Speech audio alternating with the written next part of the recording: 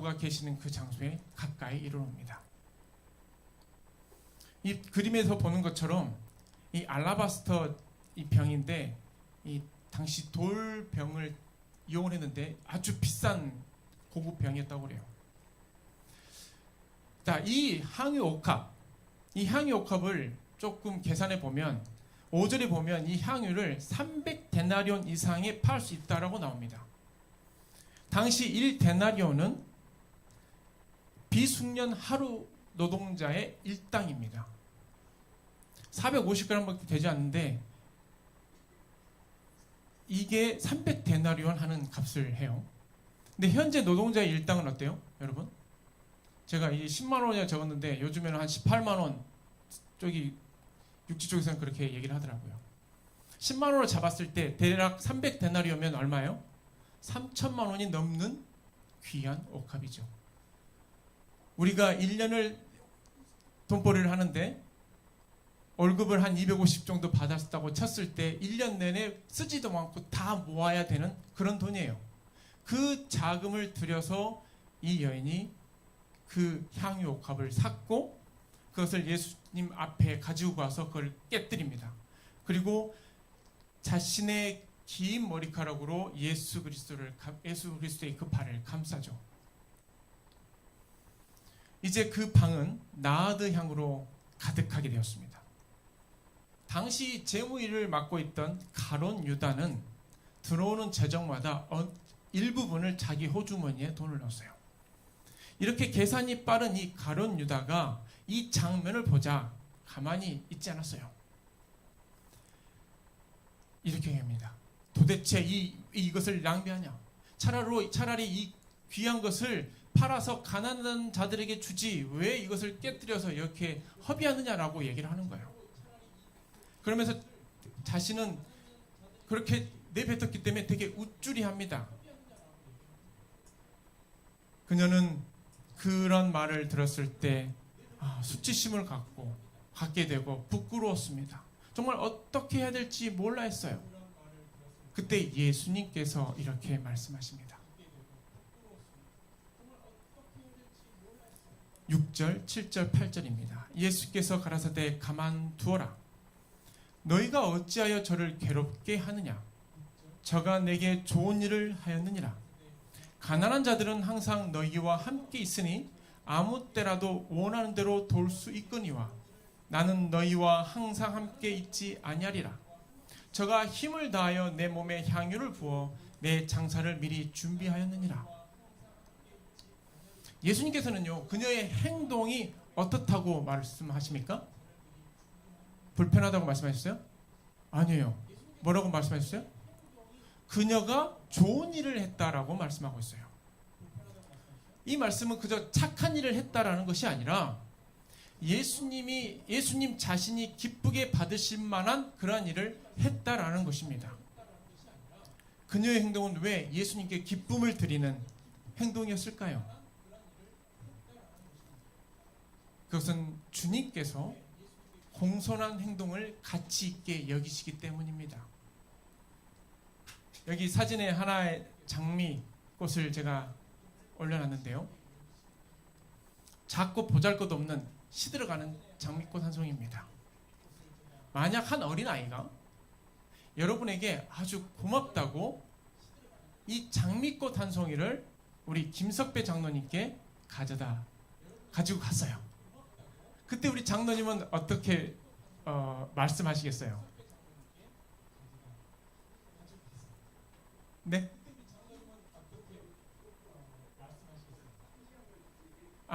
왜 싱싱한 것을 주지? 야, 이렇게 시든 것을 가져왔어? 라고 얘기할 수 있죠. 또 어떤 분은 고마워? 라고 이렇게 말씀할 수도 있겠죠. 이게 뭐야? 네. 누가 이런 다 시든 것을 가져다 주냐? 라고 말할 수도 있어요. 그러나 예수님은 그것에 주목하지 않으시고 사람의 심중, 사람의 마음을 주목하셨습니다. 우리가 주님께 무엇을 드리든 겸손한 마음과 공손한 태도가 있는지 주님께서 주목하여 보신다는 것입니다. 마리아는 겸허한 자세로 예수를 시켰습니다. 예수님의 이 시몬의 집에 들어갈 때 그리고 예수님께서 앉아 있는 동안 그 누구도 예수님의 발을 씻겨준 이가 아무도 없었어요. 사실 그 당시에는 슬리퍼를 신고 다녔기 때문에 발에 모래가 항상 낍니다. 그래서 어느 집에 들어갈 때는 발을 씻어주는 행동을 해요. 누군가가 종이 와서 씻어주기도 하고요. 근데 이때 시몬의 집에 들어갈 때 그 누구도 예수 그리스도의 발을 씻어준 이가 없었어요. 근데 오직 그녀만이 예수님을 위해서 무릎을 꿇고 겸손한 자세로 이러한 일을 행한 것입니다.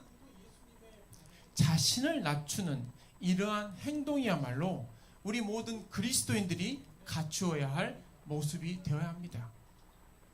디모데전서 5장 10절에는 이러한 말씀이 기록되어 있습니다. 선한 행실의 증거가 있어 혹은 자녀를 양육하며 혹은 나그네를 대접하며 혹은 성도들의 발을 씻기며 혹은 환난 당한 자들을 구제하며 혹은 모든 선한 일을 쫓는 자라야 할 것이요. 선한 행실의 증거는 우리가 다른 이들을 위해서 양육하고 나그네를 대접하고 성도들의 발을 씻기고요. 환난 당한 자들을 위해서 구제하는 행동을 한다는 것입니다. 그리고 또한 모든 선한 일들을 위해서 그 일이 있으면 쫓아간다는 것입니다. 겸손한 헌신은 세상의 어떠한 귀중한 향료보다 그리스도께 더욱 값지다는 것을 기억하시기 바랍니다. 귀한 주님께 우리의 작은 것을 드릴 때 낮아짐과 섬김으로 나아가시는 우리 모든 서귀포교회 성도님들 되시길 간절히 소망합니다. 예수님께서는 마리아를 칭찬하신 또 한 가지 이유가 있어요. 그것은 무엇이냐면 그녀가 가난한 자들에게 하는 것보다 더 중요한 일, 곧 하나님을 사랑하고 자신이 가지고 있던 모든 것들을 예수 그리스도께 내어준 일이라는 것입니다. 사실 예수님께서는 여러 번 제자들에게 이 자신의 죽음이 가까이 이르렀다는 것을 자주 언급하셨어요. 그러나 그 누구도 제대로 이해하지도 못했고 제대로 듣지도 못했어요. 그들은 도리어 예루살렘 왕국이 세워지면 이 한 자리를 차지하고자 하는 그런 노력을 했습니다. 그런 말들을 계속 내뱉었어요. 그리고 예수님과 함께했던 마지막 만찬에서도 그들은 서로 뒷짐을 지고 종의 노릇을 하기보다는 내가 차지할 그 자리를 엿보느라 정신이 없었어요.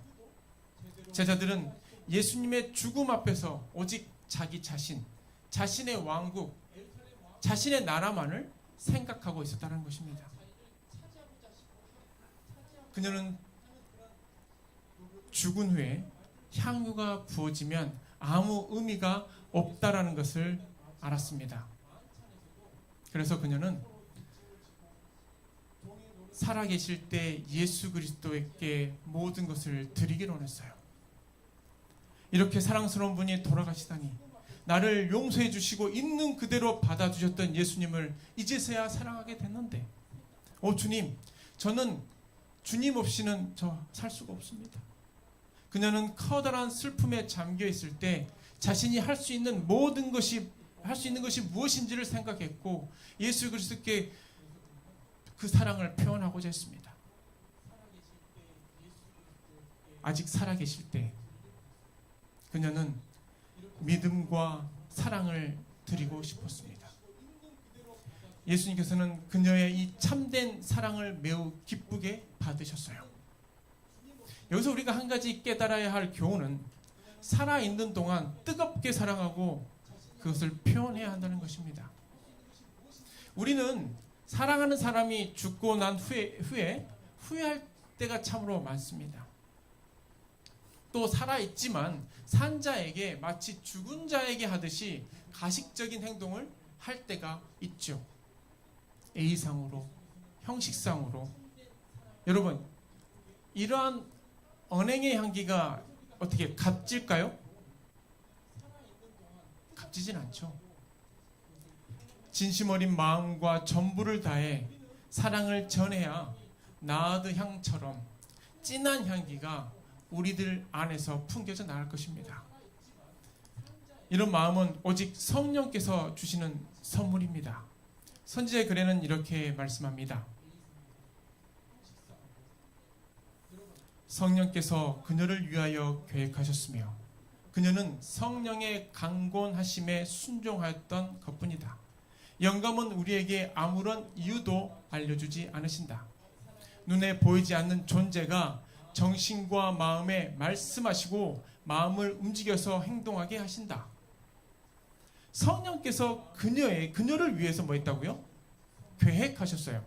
그리고 성령께서 그녀의 마음 가운데 그 울림을 주셨고 그녀가 행동했던 거예요. 순종했던 겁니다. 눈에 보이지 않는 존재가 정신과 마음에 말씀하셨고 마음을 움직이도록 그 일을 행하셨다는 것입니다. 아름다운 향기가 짙게 배어나는 모든 우리 성도님들 되시길 간절히 소망합니다. 성령께서 여러분들 가운데 임하셔서 진한 나드 향같이 예수 그리스도의 향기를 나타내는 우리 모든 성도님들 되시길 간절히 소망합니다. 예수님께서 또 이렇게 말씀하십니다. 그리스도께서 너희를 사랑하신 것 같이 너희도 사랑 가운데서 행하라. 그는 우리를 위하여 자신을 버리사 향기로운 제물과 생축으로 하나님께 드리셨느니라. 주님은 우리를 사랑하셔서 우리의 모든 죄를 다 짊어지시고 자신을 전부 드려 향기로운 제물인 어린 양으로서 십자가에 달려 돌아가셨습니다. 이 십자가의 죽으심은 죄인된 우리에게 참으로 큰 희망을 건네줍니다. 나라는 죄인이 죄로 인해 죽어 마땅하나 나를 대신하여 그 고통의 십자가를 지시고 나를 위해서 희생하신 그분의 은혜와 사랑이 얼마나 고귀한 것인지 우리는 깨달아 알아야 합니다.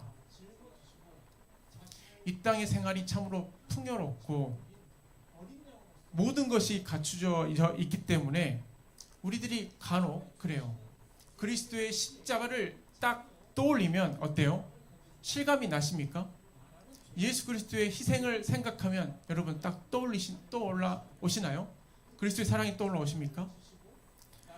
인류에 대한 하나님의 이 풍성한 이야기를 듣고 있으면 여러분들은 어떠한 생각이 드십니까? 우리 아이들은 또 어떨지 모르겠어요. 아주 먼 옛날 뭐 몇천 년 전에 있었던 이야기라고 생각할 수도 있어요. 늘 듣고 또 들었던 그런 진부한 이야기처럼 들릴 수도 있습니다. 아니면 직접적으로 가슴에 와 닿을 수도 있겠지요. 여러분, 십자가는 예수님께서도 피하고 싶은 잔이었습니다. 예수님께서 십자가에 달려 돌아가시기 전에 이렇게 기도하죠. 아버지 하나님이시여, 원컨대 이 잔을 내게서 거두어 주십시오. 그러나 내 뜻대로 마옵시고 아버지의 뜻대로 하옵소서라고 예수님께서는 기도하셨습니다. 예수님께서는 인류의 죄짐을 짊어지시고 십자가에 달려 돌아가셨어요. 우리는 우리의 죄를 알지도 못하고 그분의 사랑을 잘 깨닫지도 못하지만 예수님께서는 홀로 그 죄악을 감당하시고 우리의 죄를 친히 용서해 주셨습니다. 자신을 들여 온전히 사랑하신 그 사랑을 깊이 헤아리고 깨달아가는 저희 모든 성도님들 되시기를 간절히 소망합니다. 그리하여 마음을 다하고 뜻을 다하고 힘을 다하여 우리 주 하나님을 진실로 사랑하는 우리 모든 성도님들 되시길 간절히 소망합니다. 로마서 12장 1절에서 2절에 있는 말씀입니다. 그러므로 형제들아, 내가 하나님의 모든 자비하심으로 너희를 권하노니 너희 몸을 하나님이 기뻐하시는 거룩한 산 제사로 드리라. 이는 너희의 드릴 영적 예배니라. 너희는 이 세대를 본받지 말고 오직 마음을 새롭게 함으로 변화를 받아 하나님의 선하시고 기뻐하시고 온전하신 뜻이 무엇인지 분별하도록 하라. 사랑하는 우리 주님의 자녀들이시여, 자신을 하나님의 거룩한 산 제사로 드림으로 인해서 오늘 이 안식일 주께서 기뻐하시는 참된 예배와 참된 경배가 온전히 드려지기를 간절히 소망합니다. 예수님께서는 마리아를 보시며 마지막으로 이렇게 말씀하십니다. 내가 진실로 너에게 이르노니 온 천하에 어디서든지 복음이 전파되는 곳에는 이 여자의 행한 일도 말하여 저를 기념하라 하시니라. 여러분, 복음이란 무엇이라고 생각하십니까? 복음은 예수님 자체이십니다. 맞죠? 죽음과 부활, 구원, 천국 다 맞는 말씀입니다. 단 예수님이 돌아가시지 않고 부활하시지 않았다면 죽음과 부활은 큰 의미가 없습니다. 예수님이 계시지 않는다면 저 하늘 번향 또한 의미가 없는 거예요. 그래서 인류에게 가장 좋은 소식이란 바로 예수님 자체라는 것입니다. 향유를 부은 그녀의 모습을 통해 주님은 후세대가 그녀를 기념할 때 누구를 기억하라고 말씀하시는 걸까요? 예수 그리스도 본인, 나를 기억해달라고 말씀하시는 겁니다. 그러한 예수님의 본을 따라서 마리아는 어떤 삶을 살았는지 아십니까? 마리아는요, 늘 예수님 발 아래 앉았습니다. 그녀는요, 예수님의 말씀이 울려 퍼지는 곳이면 언제나 가장 가까이에 있었습니다. 그녀는요, 예수님의 죽음을 가슴으로 받아들이고 가장 먼저 이해한 사람이었습니다. 그리고 그녀는 예수님의 머리에 가장 먼저 기름을 붓고 발을 씻겨드린 사람이었습니다. 그녀는 예수님께서 달리신 십자가 곁에 제일 마지막까지 서 있던 사람이었습니다. 그녀는 예수님께서 무덤에 들어가실 때 끝까지 남아있던 사람이었습니다. 그녀는 예수님께서 부활 후 살아나셨을 때 가장 먼저 새벽같이 달려갔던 사람이었습니다. 그녀는 부활하신 구주를 이 세상에 처음으로 선포한 사람이었습니다. 여러분, 마리아 같은 인생 얼마나 멋지고 가치 있는 인생입니까? 그렇죠? 주님의 말씀 앞에 가장 가까이 서시는 우리 모든 성도님들 되시길 간절히 소망합니다. 주님의 십자가 앞에 가장 가까이, 가장 오래 서서 그분의 죽음의 의미를 날마다 상고하는 우리 모든 성도님들 되시길 소망합니다. 그리하여 주님의 사랑을 가장 많이 그리고 가장 깊이 깨달아 아는 우리 모든 성도님들 되시길 바랍니다. 마지막으로 주님께서 이 땅에 오실 때 가장 먼저 가장 가까이에서 주님을 맞이하는 우리 모든 성도님들 되시길 소망합니다. 여러분, 만절필동이라는 말이 있습니다. 그 뜻은요, 강물이 1만 번 굽이쳐 흐르더라도 반드시 동쪽으로 간다는 뜻이에요. 중국 황하강 아시죠? 황하강이 이렇게 정말 많은 굽이가 있다고 합니다. 그러나 그 끝은 동쪽에 향해 있다고 그래요. 이 사자성어는 어떤 일이 곡절을 겪게 되더라도 결국에는 원래 뜻대로 됨을 비유하거나 충신의 절개를 꺾을 수 없음을 비유할 때 사용된다고 합니다. 우리 모든 성도님들께서 한결같은 마음으로 예수 그리스도와 함께 마리아처럼 그리스도 곁에 머물기를 원하신다면 그곳이 천국이 될 것이고 어느 순간 우리들은 저 하늘 본향에 도착하게 될 것입니다. 반드시 만절필동하여 우리의 목적지인 주님이 계시는 저 땅에 도착하는 우리 모든 성도님들 되시길 간절히 소망합니다. 로마서 8장 33절 34절에 이러한 말씀이 있습니다. 다 같이 한번 읽어보도록 하겠습니다. 시작. 누가 능히 하나님의 택하신 자들을 송사하리요? 의롭다 하신 이는 하나님이시니 누가 정죄하리요? 죽으실 뿐 아니라 다시 살아나신 이는 그리스도 예수시니 그는 하나님 우편에 계신 자요 우리를 위하여 간구하시는 자시니라. 아멘. 믿음의 주요 우리를 온전케 하여 주시는 하나님께서 저와 여러분에게 성령을 한없이 부어주시사 십자가의 사랑을 알게 하시고 우리 자신을 온전히 드리도록 인도하여 주시기를 날마다 간구하는 저와 여러분 되시기를 간절히 소망합니다. 마리아처럼 예수님 곁에 머물기를 즐겨하는 우리 모든 서귀포교회 성도님 되시기를 바라면서 말씀 마치도록 하겠습니다.